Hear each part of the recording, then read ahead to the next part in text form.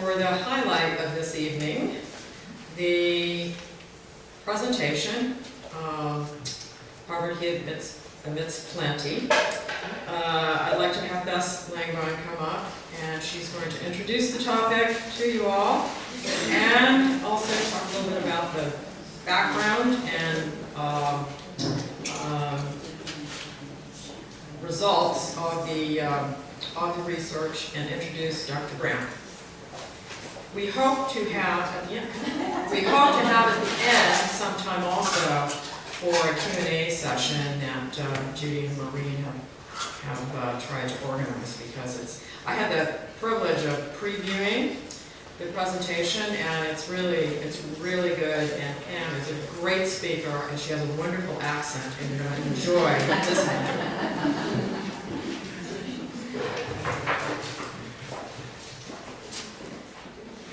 Thanks, Julie. Thank you all for coming out this evening and for letting us be here with you. We at the Community Foundation are always so proud to talk about our partnership with AAWGT. The Community Foundation is ostensibly one big giving circle.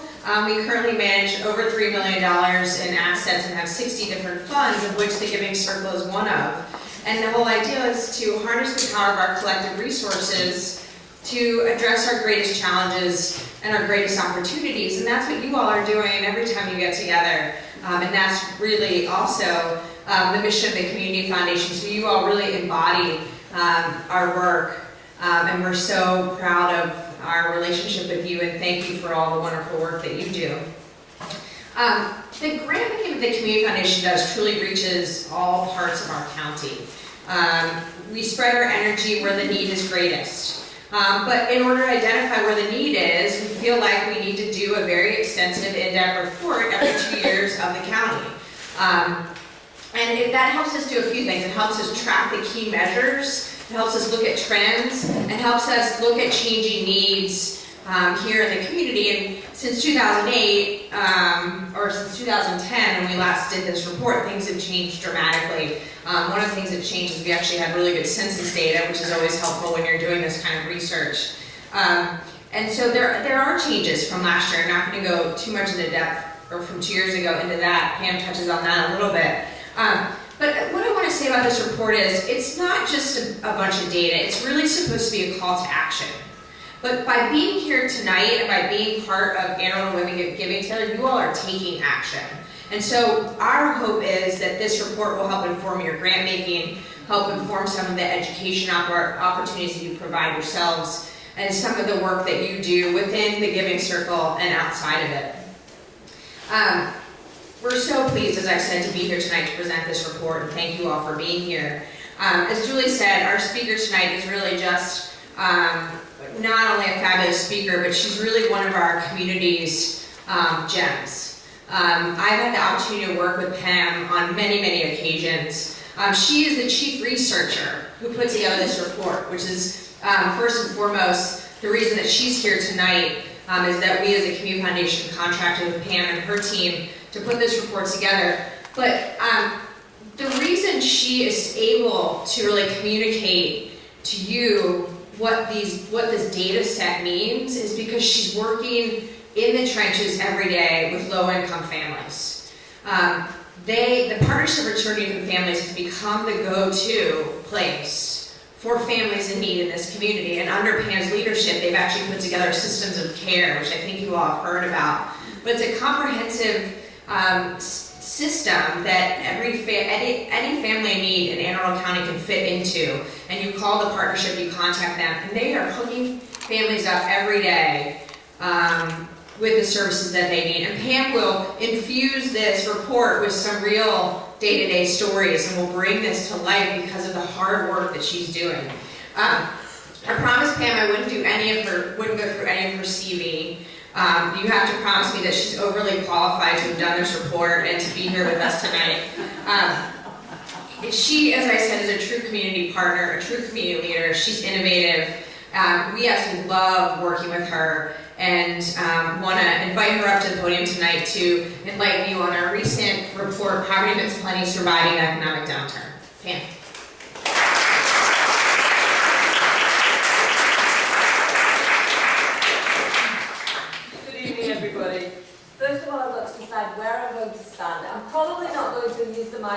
you because those of you who know me know I can't stand still for 2 seconds. So what would happen would be I'd go, moo, and that's what you would hear. So I'm going to be moving around a lot.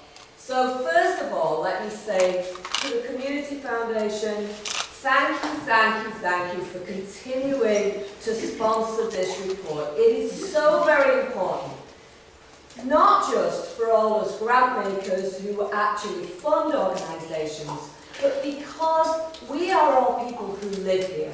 And it's really important that we understand what's happening to families who live in and amongst us. And that's what I think the Community Foundation has created a legacy for. The actual understanding of what is happening here to just ordinary families. So for that, thank you, and thank you for giving me the opportunity to do what I love. And I will talk a little bit about my piece of this report in a second. So let me move along, so I don't want to spend a lot of time. I want to have time for you to all talk. We put this together in 2 ways. There is what we call the summative data. That's all the census data, the numbers, the things that we count, the things that tell us what is happening in terms of numbers. And then there's what we call the formative data, and you can all read, so I'm not going to go through these slides with you. I did all the formative data. That means that I tramped up and down the county, talking to individuals, pulling groups together, going into local income communities, going to people who operate in the arts, in the environment, in social services, Medicaid nurses, you name it. I talked to 150 people in the community over a 3-month period. And when I say I talked, that's wrong.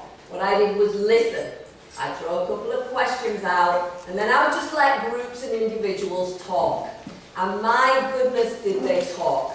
So this report is peppered with all of the many things that were said around these topics. And you'll see quotes. And everybody agreed that I could use their words.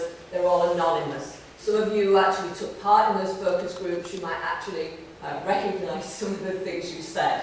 So basically, they're the 2 pieces of the report. There's all the actual numbers, and then there's all what we call the qualitative data, which is all of the information that people said, which I then read, reread, read again, code, look for things. I'm a qualitative researcher. That's another thing that I have in my toolkit.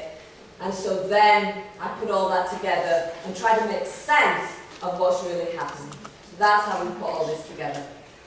So here's probably one of the most important things of what's happened in our community. We've got new census data in 2010. The most important thing that has happened for us, and you can all see it, our Hispanic Latino population is going through the roof, and it will continue to do so. So you can see that it has risen by 382% since 1990. And I can promise you guys that is going to be a continuing increase, and we all need to think about that as we talk through all of the work we do in Anne Arundel County. Now that's the Hispanic community. We will see that in all different kinds of ethnic communities as we move forward. So Anne Arundel County is changing. We are becoming multicultural. And that's the piece to take away from that. I actually scanned the report myself for about the 25th time before I talked to Bessie's board again. And these were just a whole set of things that jumped out at me, who have seen this so many times. Anne Arundel County is really expensive. It's the most expensive, one of the most expensive places to live in the state. County's homeless numbers are going through the roof. We're not alone in that, but we are struggling with our homeless population. Piece of good news, academic performance for students, we're exceeding statewide records. We've got a great public school system. It's a fantastic public school system.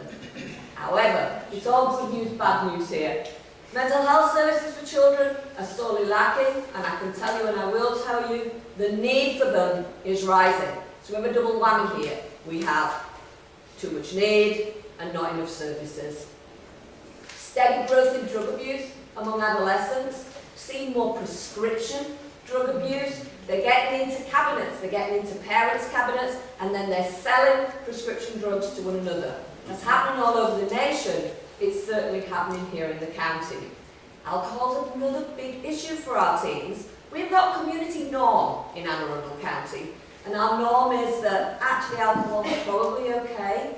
Unfortunately, that spreads to our teenagers, and alcohol raises a whole set of risky behaviours. So we're constantly battling that whole community norm of alcohol. Here's something that came out loud and clear in this report, and I think this is new. Face of poverty in our county has changed. And it has changed because the economic downturn has hit middle-class families. So yes, it has hit the poor. It always hits the poor. But it's also hit those people in middle income who got themselves into mortgages, found themselves a good deal, and then suddenly one of them lost a job. For most people, I will tell you, we're all about 4 weeks away from disaster.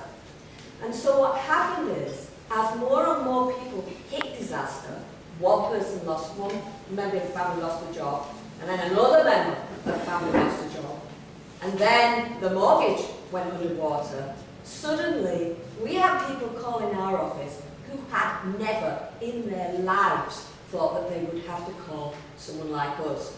And we have had to work with them to say, well, you know, you're going to have to go to the food bank if you want to continue to pay your mortgage. That's one of the choices you're going to have to make.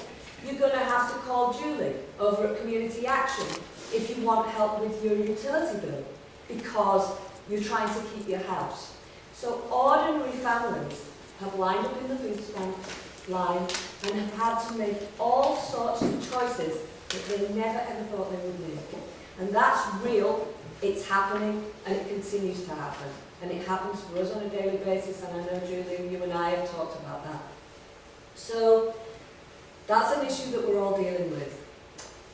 In terms of our health, we're about 10 of 24 in the state. We're not doing badly in terms of health. There are a couple of issues that our county health office, we've got a new county health officer, she's great. If you haven't met her, you'll get to meet her, she's a real dynamo.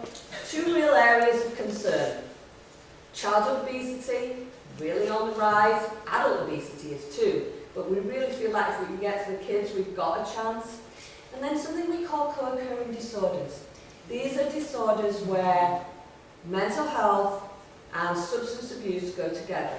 And I can honestly tell you that most people who've got mental health issues also struggle with substance abuse.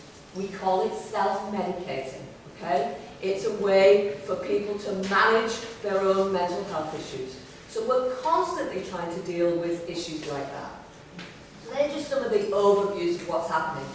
I'll tell you that we did some community mapping, don't have time to go into it, but we looked at 17 data sets. This is back to summative data. I actually thought that Annapolis would be #1 in the poverty states. Wrong. It's actually North County, when Burley, Pasadena and Brooklyn show the largest need in all areas. And you can read this. You don't have to have me talk about it. The only thing that fascinated me was that even the environment is the worst, struggles in the worst way in North County, right down to the water quality. So no matter what you look at in North County, they are #1 in terms of need. Now, City of Annapolis runs a close second. But one of the things, we'll talk about in a little bit, that helps City of Annapolis in terms of poor families is there's something that looks like a public transport system. It's not brilliant, but it's a way for people to get around. So they're a close second, and they probably have more services than what we've got in North County. And Bess and I have talked about how this shapes our programming as we think about how to help people in the county. So here's something that came out really in focus groups, and I heard it from everybody. I heard it from people who lived in public housing, I heard it from nurses, and everybody. There's an underlying issue of depression in poor families and in middle-income families who have fallen during this recession. And you all know the problem with that, because I would bet if I did a head count, everybody in this room has a family member or a friend who has suffered from some sort of depression sometime, or maybe yourselves. And what happens when you're depressed is you get stuck. So all of the things that you might be able to do to help yourself when you're depressed become far less likely. And so it's this horrible vicious cycle that economically you've gone down the toilet, you become depressed, you move into clinical depression, and even the smallest things you might be able to do to start pulling yourself back up becomes more and more and more difficult. And so we can see in terms of the usages of our mental health system how the numbers reflect what people said. In every category we're seeing a rise in the use of mental health services, and we have all of our people saying we've got some real mental health issues in our county and depression is really on the increase. So the other thing that came out as a big overriding thing was that we've got a group of kids, and I just feel so stuck behind here, and so I'm going to move myself now. And I still call them kids, or they wouldn't like to be called kids, between the age of 16 and 24, that we call transition age now. And these are kids who are transitioning, which is why we call them transition age youth. They're turning into adults for a start off. And they're also transitioning in and out of systems. They're transitioning out of school. They may be transitioning into college. They may be trying to get to work. They may be moving out to the foster care system. They may be moving out to the juvenile services system. They are a moving target. They are at risk on every level. For those of you who've seen all the new brain research on teenagers, don't you all feel better that we now know that teenagers' brains are not complete? It makes me feel loads better. Because I've had all these expectations of teenagers all my life. I used to be a high school teacher. If somebody had told me when I was a high school teacher that they don't have the executive function, that they can't make good decisions, that they don't understand risk, I would have been a lot more patient with them. Now the trouble is that they get into all these risky behaviours, they don't have the executive function to go with that will give them some control, and all of these transitioning things are happening for them. On top of that, we do not track this group separately from all of the kids. We tend to look at kids from 0 to 5, 5 to 18, or 5 to 11. We're always going in how we deal with them educationally. That's really not a good way to track this group, and we don't have a good way to track this group. What I can tell you is everybody who works with this group, whether you're a foster care worker or a high school teacher or a grandma, they will all tell you the same thing. This is a group of kids who need to be looked at. They need to be helped. This is a very hard time. Unemployment is very high among this group. Substance abuse and alcohol is high on the rise with this group. We need to pay attention to this group. And in this county, we need to pay attention to this group because it is so expensive to live in this county. And this group doesn't have any affordable housing. So unless you are living with very kind, understanding parents, if you are part of this group, you're in trouble from the get-go, and then you've got all of these other issues that are happening for you. So that's the other thing that we all agree to. I was going to stop and ask you what the 3 big needs are, but I'm frightened of going on too long, and I really do want to get time for you to talk to me. Here's the 3 big needs. I could walk in any room, anywhere in the county, and everybody could say these to me. First one, affordable housing. There is almost none.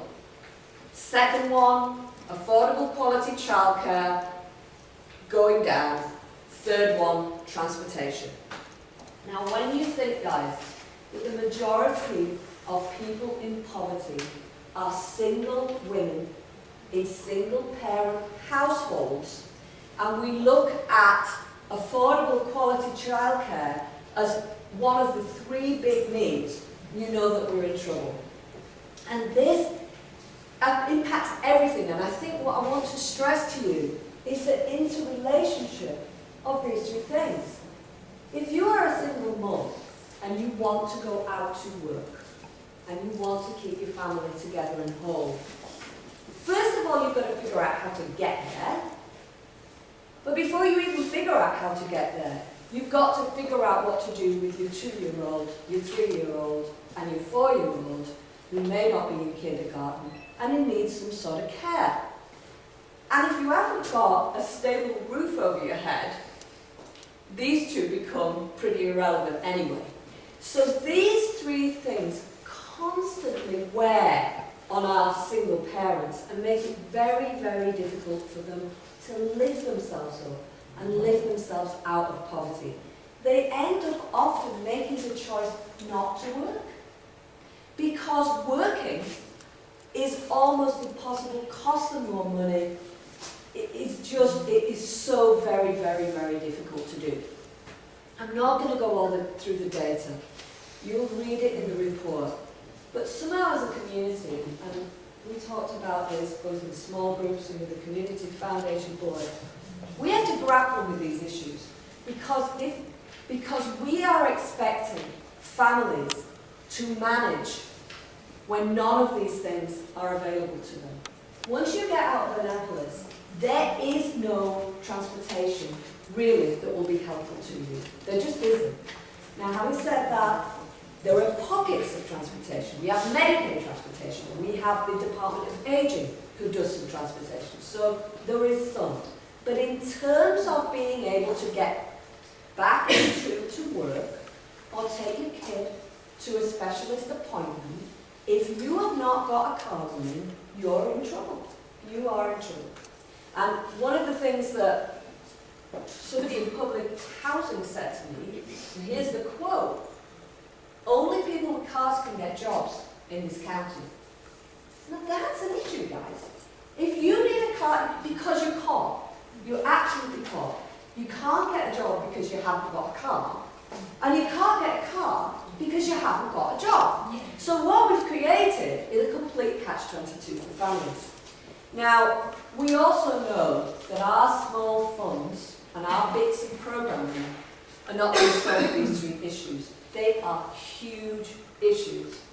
But what we do need is some real will among policymakers and will among people like us to actually start pushing the discussion forward around these issues.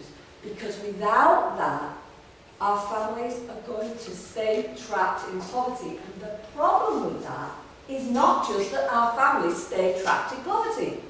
That's an economic problem for our county. That will hold our county back.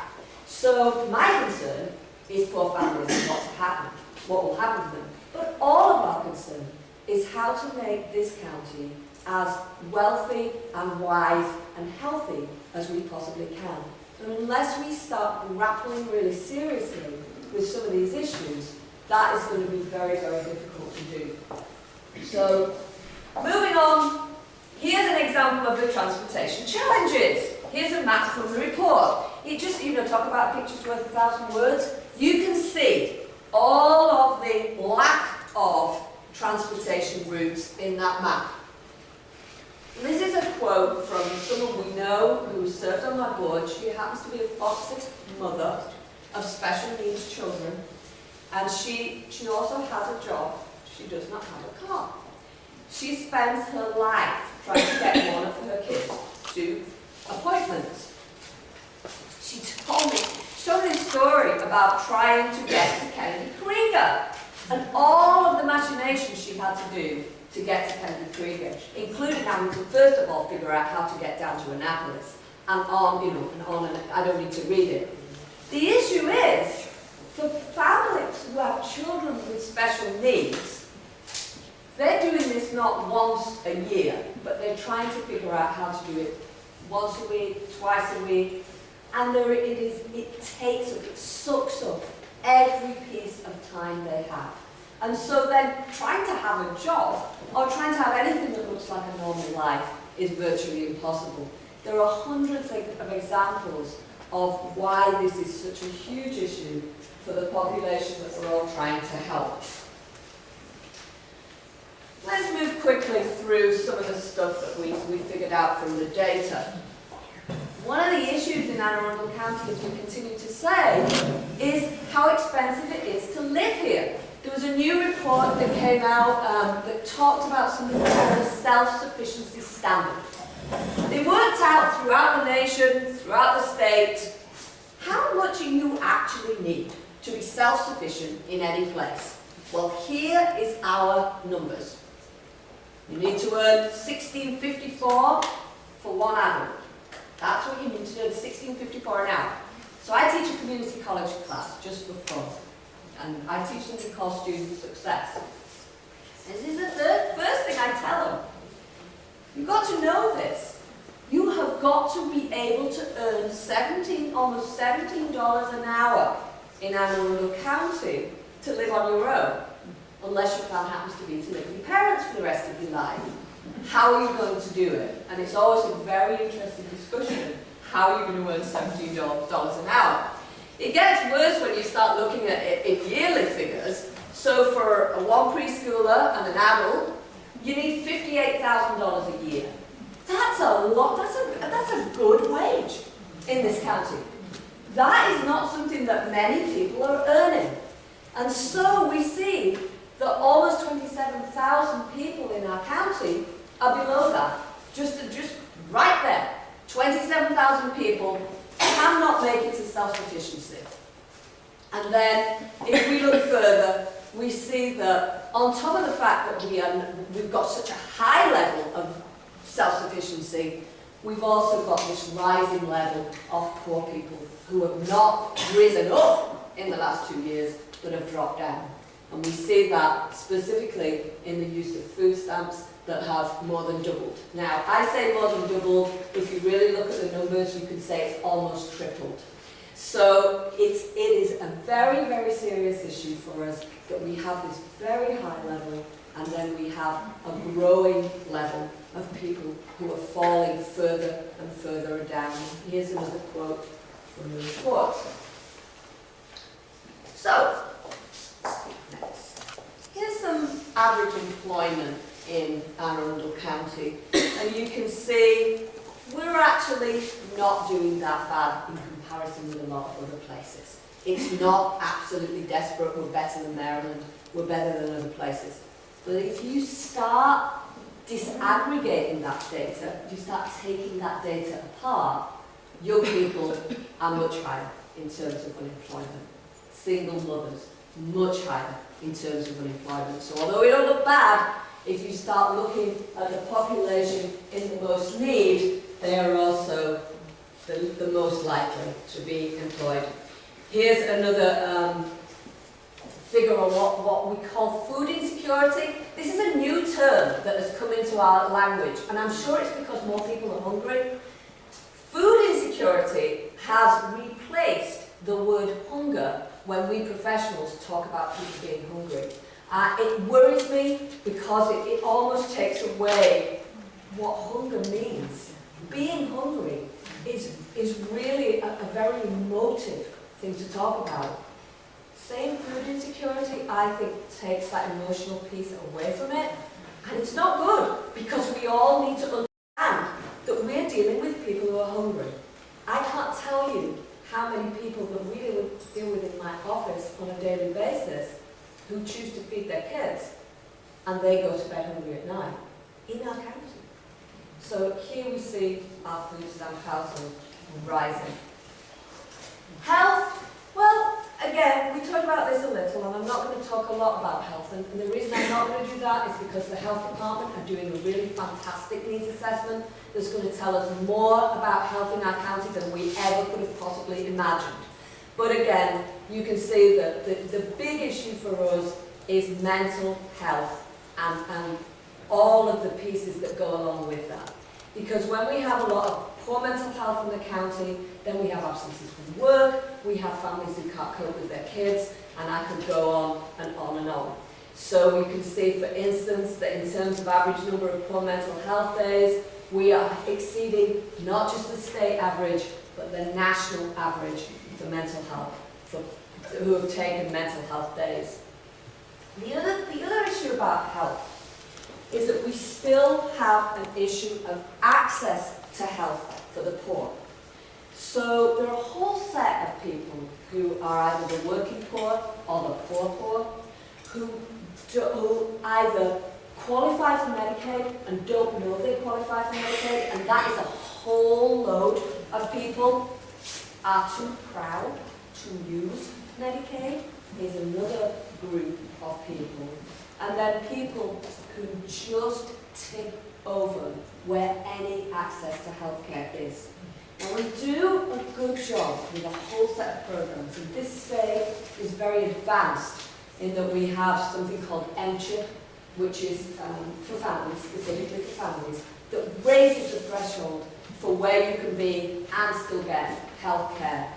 But healthcare access is huge in this county. Many families and many children are not on any primary care role at all. That means that they could become what my friend Dr. Eden, who runs the Community Health Centre, called train wrecks, the most expensive people to treat. Because by the time they get where they need to be in terms of their health, their condition has become so severe, they're hospitalised, very expensive. So economically, it makes sense to try to increase access to healthcare for everybody, because it's cheaper to do preventive healthcare. I'm sure you all know that our homeless numbers are increasing. The problem with homeless numbers is they're never accurate. And they're never accurate because we count them by the people who turn up at shelters, because that's the only way we've got to count them. We don't have any other way to count the homeless, except to wander around and see who's sleeping where. So they're always very underflated. They are not accurate. And I will tell you that one of the things that surprised me when I talk to people is how many camps, how many homeless camps in the county I don't know about. And I talk to people all the time, so I've got a good idea where they all are. But there's one on Baltimore and Annapolis Boulevard that's just young people. It's a young people's homeless camp. Some of them are ex-foster care, some of them are ex-juvenile services, some of the kids who've been thrown out of their homes. They're between 17 and 20, and they stay together because it's safer. It's a whole camp of them. There are many other small and large homeless camps. One of the other things that really made me go home and worry 2 weeks ago, I heard that House of Hope, which is one of our homeless shelters, has opened up their parking lot to families who are living in their cars. Now, first of all, that's a good thing, because it's far better to have all our families living in cars in the parking lot, because we can get services to them.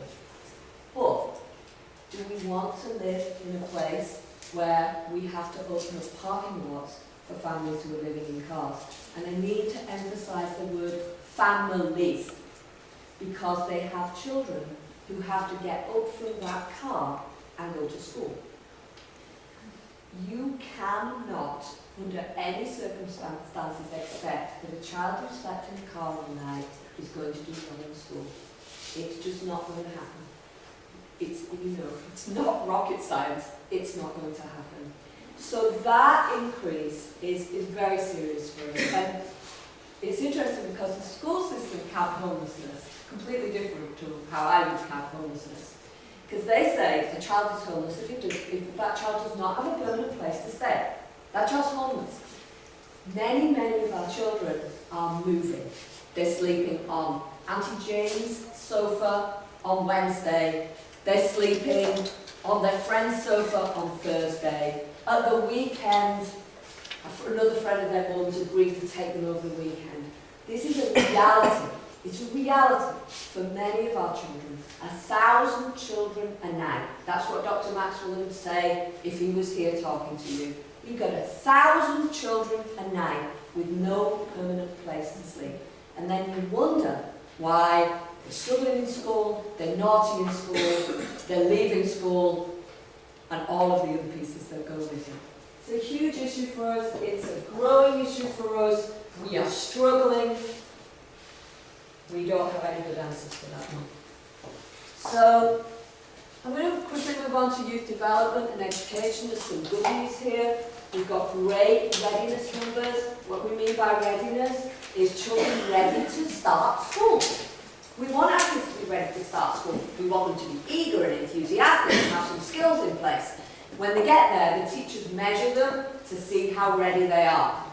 We measure that by something called the readiness scale, and our readiness scale has peaked at 86%. Now, we'll tell you, again, if you start taking that data apart and you look at poor children, they are far less ready. So if we look at farms children, do you know what farms is? Do you all know what I mean when I talk about farms? That's how we measure poor children. We measure poor children by whether they're eligible for free and reduced lunch. So they become, bless their hearts, they become farms kids. Our farms kids are always doing worse in every way because they're poor. They're poor kids. And they have all of the issues related to poverty. So when we look at readiness, we see that our farms kids are doing far less well in terms of being ready for school than kids who are fed well, doing well, and are in safe homes. Our kids are improving on all measures if you look at them generally, and our high school graduation rates are exceeding state averages. So, as I said, you've got a great school system, and our kids are doing well. Look at our graduation rates, doing really well. Now, they came down a little in 2011, but they're doing quite well. But now let's look at poor kids and what's happening to poor kids. So you will see, somewhere here, our farms kids are at the bottom. You know, it's a terrible place, but it's where they are. And then look at the differences in percentages for how well they are doing in all of the areas that we absolutely have to have them do well so that they can succeed and live good lives. In reading, in math, and in science, you'll see these huge gaps between a child who's in a reasonably comfortable home and a child who's in a poor home. What have we got now? So, same with truancy rates. You will see, if we look at the farms kids, they're missing school more often. Why do you think they're missing school more often? Do you think they're just naughty kids? Why are farms kids missing school more often than normal than kids in middle and upper income families? Sometimes no way to get there. Might not have any way to get there. They're failing in school. They're failing in school because they don't want to go. They're moving. They're moving from place to place. They're hungry. There's a whole set of reasons why kids, farms kids, are not at school. Not the least of which, that poverty tends to bring with it a level of chaos. There's a constant movement, there's a constant trying to figure out what's going on. There's often a lot of people living together. There may be some health issues, there often is health issues. There's certainly depression going on in the family. There's a whole set of things that make it far more like, so many kids I talk to stay at home because they're worried about their mum. You will not be surprised how many times the school system will bring a kid to our table and say, well, we don't know what to do, you know, this kid will not come to school. And then we find out, you know, that mother has got severe health issues, that there's a little child that no one's looking after properly, and the child has become the parent in the home. And I'm telling you, the very last thing in that kid's mind is the need to go to school, because there are far more important things that that child is doing. And they're all the reasons why kids are absent from school. And obviously the same with the graduation rate. Our farms kids are not graduating at the same rates. These are some numbers for homeless children. We do a very bad job, again, of counting homeless children. We count them differently. We count them through shelters. We have absolutely no idea how many children are homeless, how many children are living in cars, how many children are living in tents. We have no idea. This is just a count from the homeless report, and it's from the school system. So I can promise you that's an underestimation. Children's mental health, we are seeing a huge rise in children with mental health issues, including early childhood. Now, I could talk all night about why I think that is. There are a whole set of reasons for it. The truth is, it's happening, and it is causing a whole set of issues for children in schools, for community as a whole. And we have a lack of mental health services for children in our county. So, we talked about this earlier. Need goes up, and services go down. We talked about our Hispanic Latino population. We have almost no bilingual therapists in our county, almost none. So they're a population who are not being served, and they're also a population who are going to have mental health issues to do with cultural issues, change, and all of the things that go with that. So that is a continuing serious issue. Hours between 3 and 8 p.m. I know who said this, and it's so great, and it's so right. Because it's true. These are the danger hours for kids. Everything happens between 3 and 8 p.m. You can go to the police, and they'll tell you. All the trouble, juvenile services, social, everybody, school, they'll tell you. 3 to 8 p.m. Now, for kids who are doing okay in okay families, and I'm sure most of you at some time ran your kids all over the place, to soccer, to all of the things that develop them and make them healthy, wealthy, and wise. It's happening for them. The most important thing is they're kept out of trouble, because remember, they've got those brains and they're not developed and they've got risky behaviours. So if we keep running them round to all those places, the very least that's going to happen is we're going to keep them out of mischief. It is far less likely for poor children that they are going to be engaged during these hours. So what happens is they're hanging out in public housing, they've got nothing to do, their parents are often working 2 jobs, the parent is often working antisocial hours, meaning they're working up to 8 and 9 o'clock at night, and these kids are going to get in trouble. They're going to get in trouble. So, and it's true, and I think it was Kathy who said it, they are unravelling the damage of that constantly. And it's only, 5 hours, and yet it causes all of the issues. Arts and culture, we're going to start talking about what we're doing well, and what we're not doing, got some needs and gaps in. You can read the slides. I met with the arts folk. Our arts people are so strong in this county. They're doing some wonderful work, especially among some of our poorer kids. Our school system has added art to their STEM programming, so they call it STEAM now, which is wonderful.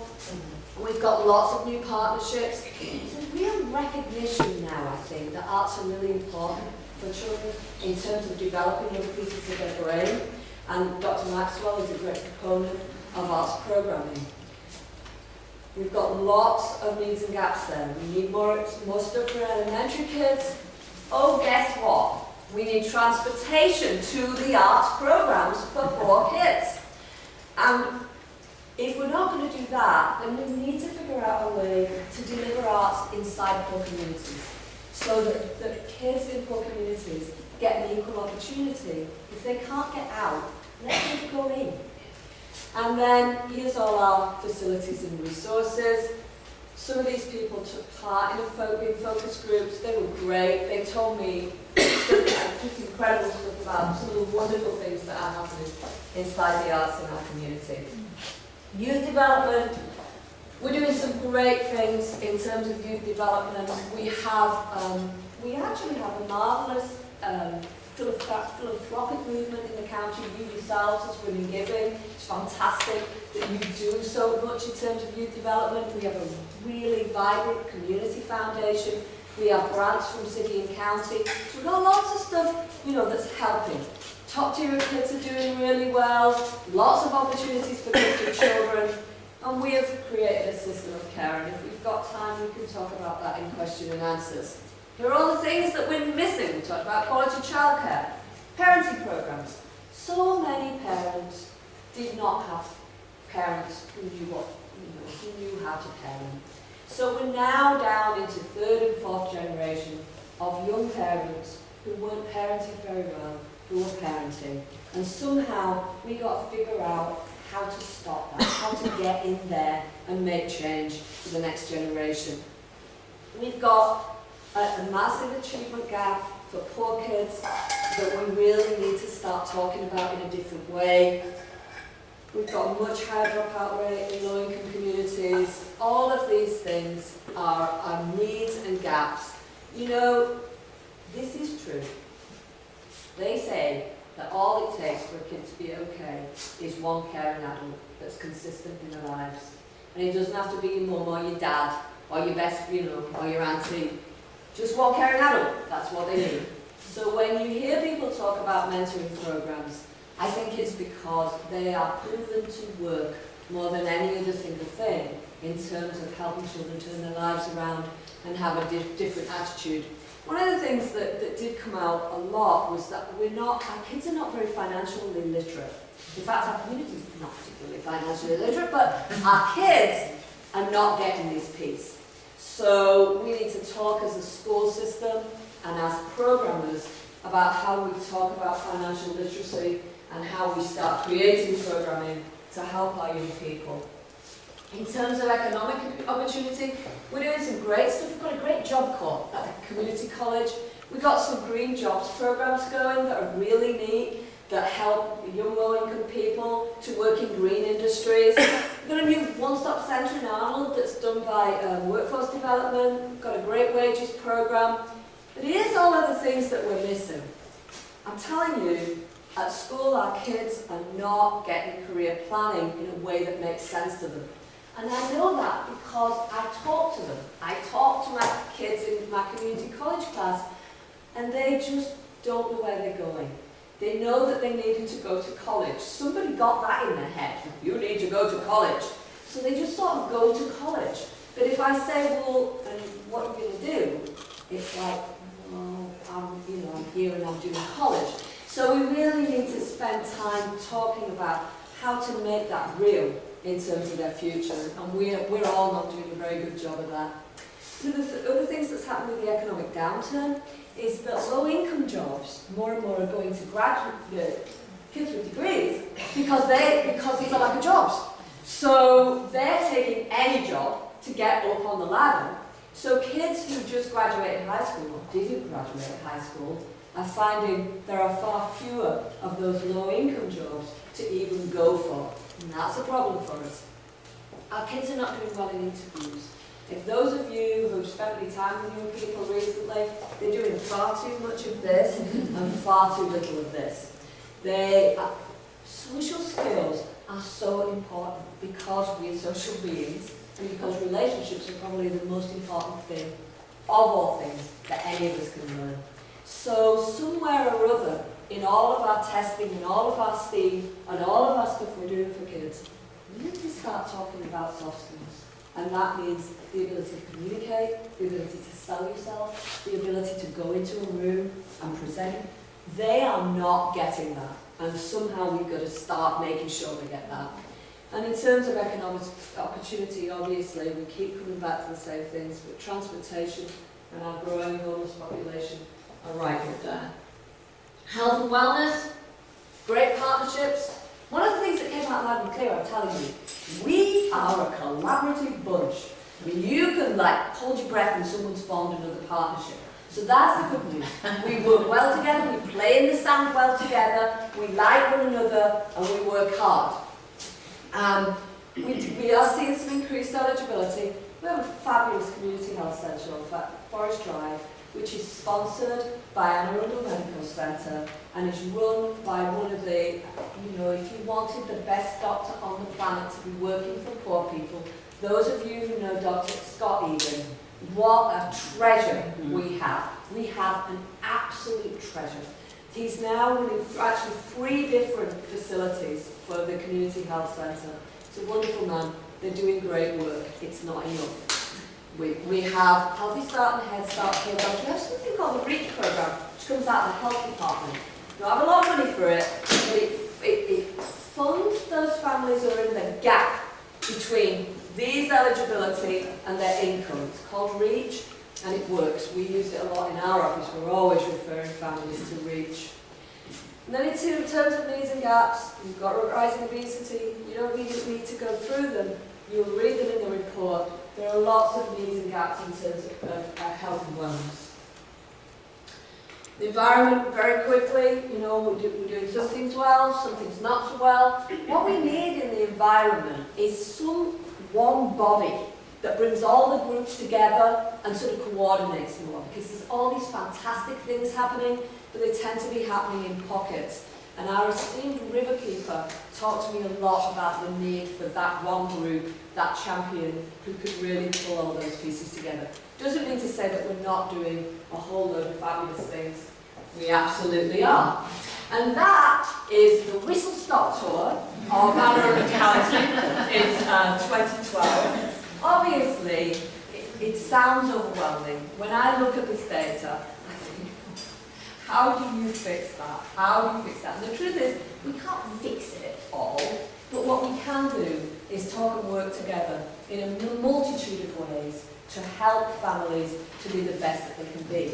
And I think because you're part of this Windy Living Circle, you probably understand that just as well as I do, and just as well as Beth does. It's going to take all of us. It's going to take everything that we do to raise our children and our families up so that they can be as happy and healthy as we would want them to be.